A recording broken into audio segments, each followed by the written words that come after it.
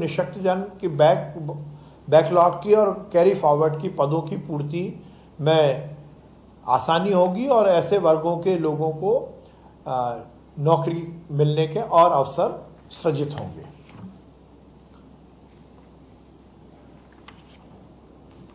आज अतिथि शिक्षकों के लिए बड़ा निर्णय कैबिनेट की बैठक में लिया गया।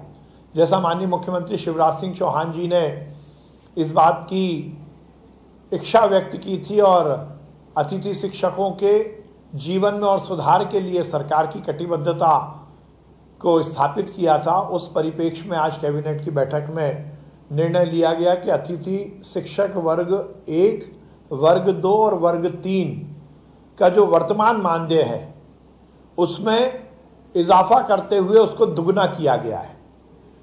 अतिथि शिक्षक वर्ग 1 का जो मानदेय था वो 9,000 रुपये है, उसको बढ़ाकर मध्य प्रदेश की भारतीय जनता पार्टी की सरकार ने अब 18,000 रुपये कर दिया है।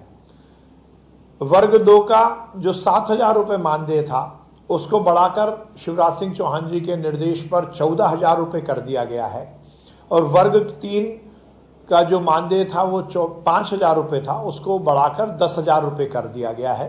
यह अतिथि शिक्षकों के लिए एक बड़ी राहत भारतीय जनता पार्टी की सरकार मध्य प्रदेश में की है शिवराज सिंह चौहान जी के द्वारा। निश्चित रूप से इससे अतिथि शिक्षकों को बहुत लाभ मिलेगा। मॉब लिंचिंग को लेकर सुप्रीम कोर्ट ने जो गाइडलाइन विभिन्न प्रदेशों को दी है, उस गाइडलाइन के अनुसार मध्य प्रदेश मॉब लिंचिंग पीड़ित प्रतिकर योजना 2023 को लागू करने की सहमति आज की कैबिनेट में दी गई है।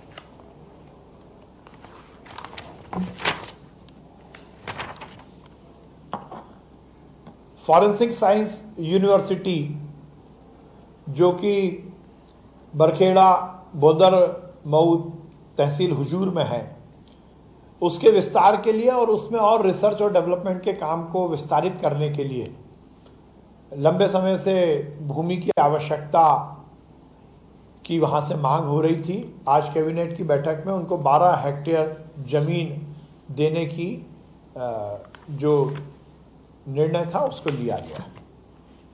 आज माननीय मुख्यमंत्री जी ने एक बड़ी योजना को मूर्त रूप दिया है। देश के प्रधानमंत्री नरेंद्र मोदी जी और मध्य प्रदेश के मुख्यमंत्री शिवराज सिंह चौहान जी का सपना है कि कोई भी व्यक्ति बिना छत के ना रहे। हर व्यक्ति को, हर परिवार को रहने के लिए सरकार के माध्यम से छत मिले, मकान मिले, और यही भारतीय जनता पार्टी सरकार का मूल आधार भी है। प्रधानमंत्री आवास योजना के तहत बड़े स्तर पर आवासहीनों को मकान मिल रहे हैं, पर बहुत सारे ऐसे परिवार हैं जो किन्हीं कारणों से प्रधानमंत्री आवास योजना से वंचित रह गए हैं। किसी का कोई टेक्निकल कारण है या किसी और कारण से उनको मकान मिलने की योजना में सम्मिलित होने का लाभ नहीं मिल पाया। आज शिवराज सिंह चौहान जी ने मध्य प्रदेश में नई योजना की शुरुआत की घोषणा की है। वो योजना के माध्यम से वो व्यक्ति जिनको कि अभी तक किसी सरकारी योजना के तहत आवास नहीं मिला है, ऐसे आवासहीन परिवारों को आवास देने की योजना की शुरुआत हो रही है।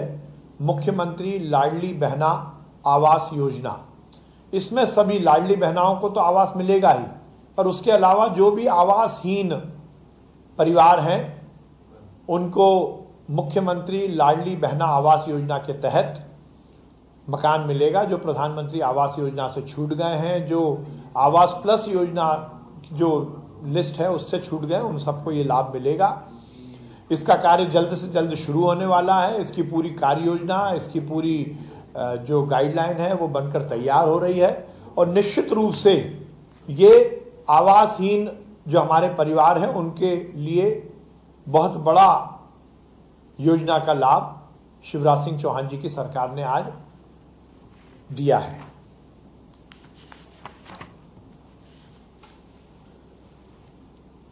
हम लगातार शिक्षा के प्रचार प्रसार और खासकर उच्च शिक्षा के लिए काम कर रहे हैं।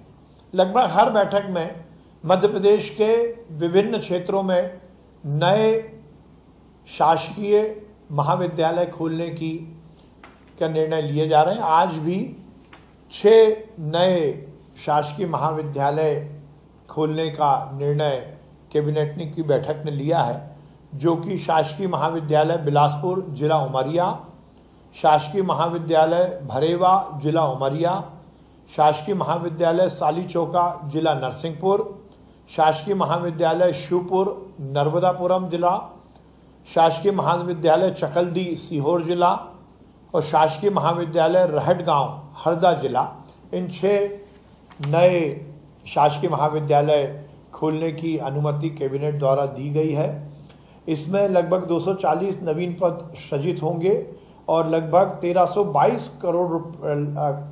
13 करोड़ 22 लाख रुपए प्रतिवर्ष का आवर्ती व्यय और अनावर्ती व्यय लगभग 6 करोड़ 40 लाख रुपए का ये व्यय आएगा। टोटल मिलाकर 7 करोड़ 27 लाख रुपए का इसमें खर्चा आएगा। माननीय मुख्यमंत्री जी ने पहले से ही जो हमारे मेधावी विद्यार्थी हैं उनकी शिक्षा के लिए मेधावी विद्यार्थी योजना की शुरुआत की थी। इसमें हर वर्ग के वो मेधावी बच्चे जो पढ़ने में बहुत अच्छे हैं पर आर्थिक स्थिति के कारण वो उच्च शिक्षा या टेक्निकल एजुकेशन या मेडिकल एजुकेशन से वंचित रह जाते थे, उनके लिए ये योजना है और इसमें पूरा खर्चा मध्य प्रदेश की भारतीय जनता पार्टी की सरकार के द्वारा वहन किया जाता है। उस योजना के तहत जेईई में जो विद्यार्थी इस योजना के अंतर्गत आते थे उनकी जो कट ऑफ था उसकी रैंक में 1.5 लाख रैंक तक के ही विद्यार्थियों को इसका लाभ मिलता था। पर आज निर्णय लिया गया है कि इसकी जो सीमा है इसको समाप्त किया जाएगा। जो भी पात्र विद्यार्थी हैं जो कि मेधावी योजना के जो क्राइटेरिया को पूरा करते हैं वो किसी भी रैंक के होंगे, 1.5 लाख के नीचे रैंक के भी होंगे तो इनको इसका लाभ मिलेगा और इससे निश्चित रूप से बहुत बड़ा लाभ उन विद्यार्थियों को मिलेगा जो जेईई के माध्यम से अपनी उच्च शिक्षा अर्जित करना चाहते हैं। ये एक दूरगामी परिणाम मध्य प्रदेश के युवाओं को सरकार की ओर से दिया गया है।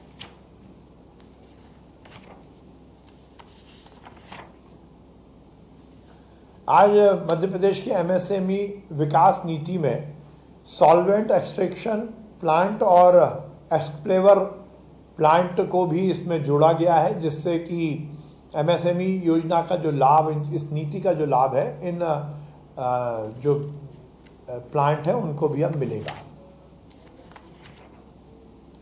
स्वास्थ्य के क्षेत्र में हमारी सरकार लगातार काम कर रही है। माननीय मुख्यमंत्री जी का स्पष्ट निर्देश है कि स्वास्थ्य व्यवस्थाएं और चुस्त और दुरुस्त हों। उस परिप्रेक्ष्य में भोपाल का जो सिविल अस्पताल जो कि 100 बिस्तर का था, कैलाश नाथ काटजू अस्पताल, उसको अब 300 बिस्तरीय मातृ एवं शिशु विशेषज्ञ सिविल अस्पताल में उन्नयन किया गया है और उसके तहत लगभग 195 पदों का सृजन किया गया है, जिसमें कि आवर्ती व्यय लगभग 714 करोड़ रुपए की स्वीकृति दी गई है। इसमें जहां डॉक्टर्स, पैरामेडिकल और नर्स स्टाफ तो रहेगा ही, उसके साथ साथ अस्पताल के सुचारू संचालन के लिए साफ सफाई, हाउसकीपिंग, भोजन व्यवस्था, सुरक्षा, सीसीटीवी सर्विलेंस, इलेक्ट्रिकल संधारण, लिफ्ट ऑपरेशन, जल आपूर्ति सहित धुलाई, पार्किंग, ये सब व्यवस्थाएं केंद्र सरकार की जो HLL लाइफ केयर लिमिटेड है उनसे कराए जाने की स्वीकृति भी कैबिनेट द्वारा दी गई है। विगत दिनों गांधी मेडिकल कॉलेज के नए भवन के लोकार्पण के कार्यक्रम में मध्य प्रदेश के चिकित्सा शिक्षा से जुड़े हुए डॉक्टर्स और हेल्थ से जुड़े हुए डॉक्टर्स को लेकर माननीय मुख्यमंत्री जी ने बड़ी घोषणा की थी। हमारे चिकित्सीय संवर्ग की एक बड़ी डिमांड बहुत दिनों से थी कि उनकी जो सेवाएं हैं उसको DSCP के माध्यम से संचालित किया जाए। उसको लेकर डॉक्टर्स अलग अलग स्तर पर अपनी मांग उठा रहे थे। माननीय मुख्यमंत्री जी ने बड़ा निर्णय लेकर ये सुनिश्चित किया है कि अब मध्य प्रदेश के चिकित्सा शिक्षा से जुड़े हुए जो हमारे चिकित्सक हैं, चिकित्सा शिक्षा विभाग से जुड़े हुए जो चिकित्सक हैं, जो कि शिक्षा के काम में लगे हैं, और वो डॉक्टर जो स्वास्थ्य विभाग के माध्यम से हमारे अस्पतालों में अपनी सेवाएं दे रहे हैं, उनकी नौकरी अब डीएससीपी के माध्यम से संचालित होगी। और उसमें वेतनमान को लेकर जो भी हमारे डॉक्टर्स की मांग थी, उसको पूरी तरह से माननीय मुख्यमंत्री जी ने माना है। और ये आज का दिन मध्य प्रदेश के इतिहास में और खासकर हेल्थ सेक्टर के इतिहास में दर्ज होने वाला है। हमारे डॉक्टर्स के सुविधाओं के उन्नयन के लिए आज का दिन बहुत महत्वपूर्ण है। उसमें जो शैक्षणिक संवर्ग है, उसमें जो स्पेशलिस्ट डॉक्टर्स हैं, उनका ग्रेड पे के लिए 3 वर्ष, 7 वर्ष और 14 वर्ष की सेवा अवधि को स्वीकार किया गया है, जिसमें कि उनको 8,000, 9,000 और 10,000 रुपए का वेतनमान मिलेगा। ये एक अपने आप में बहुत क्रांतिकारी निर्णय है। और उसी तरह जो चिकित्सा शिक्षा के प्रदर्शक और ट्यूटर हैं, जो एमबीबीएस हमारे डॉक्टर्स हैं, उनका वेतनमान को भी 5, 10, 15 और 30 वर्ष किया गया। ये बहुत बड़ा निर्णय है, जिसके माध्यम से 7,000 का जो ग्रेड पे है वो 5 वर्ष में, 8,000 का ग्रेड पे 10 वर्ष में, 9,000 का ग्रेड पे 15 वर्ष में और 10,000 का ग्रेड पे 30 वर्ष की सेवा अवधि पूर्ण होने पर उन्हें दिया जाएगा। इसी तरह जो स्पेशलिस्ट संवर्ग है, विशेषज्ञ संवर्ग, जो कि हेल्थ डिपार्टमेंट से रिलेटेड है, उनको 6,600 नियुक्ति पर 7,603 वर्ष की सेवा अवधि पूरी होने पर, 8,707 वर्ष की सेवा अवधि पूरी होने पर और 8,914 वर्ष की सेवा अवधि पूर्ण होने पर दिया जाएगा।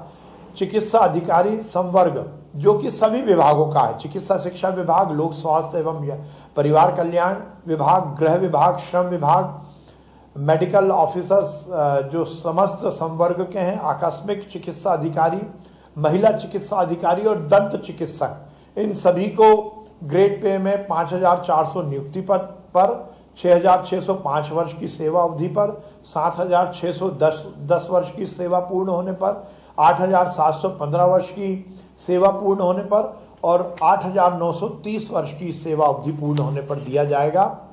ये बहुत बड़ा निर्णय आज माननीय मुख्यमंत्री जी ने लिया है, इस पर कैबिनेट की मोहर लगी है और ये हमारे चिकित्सकों के भविष्य के लिए दूरगामी परिणाम देगा। आज माननीय मुख्यमंत्री जी ने एक और बड़ा निर्णय लिया है। विगत दिनों उनके सामने एक बात आई थी कि जो हमारे प्रधानमंत्री पोषण शक्ति निर्माण योजना में जो रसोइये कार्यरत हैं, उनको केवल 2,000 रुपये मानदेय मिलता है।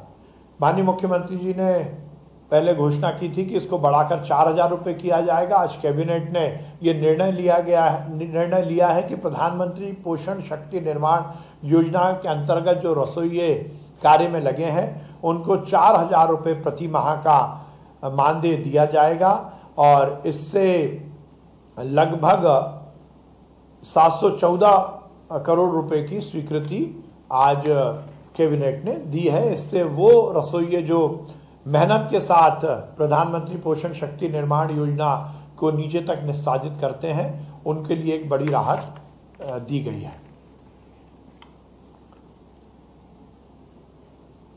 विगत दिनों लाडली बहना योजना की से जुड़ी हुई बहनों को सावन के महीने में रसोई गैस 450 रुपये देने की माननीय मुख्यमंत्री जी ने घोषणा की थी।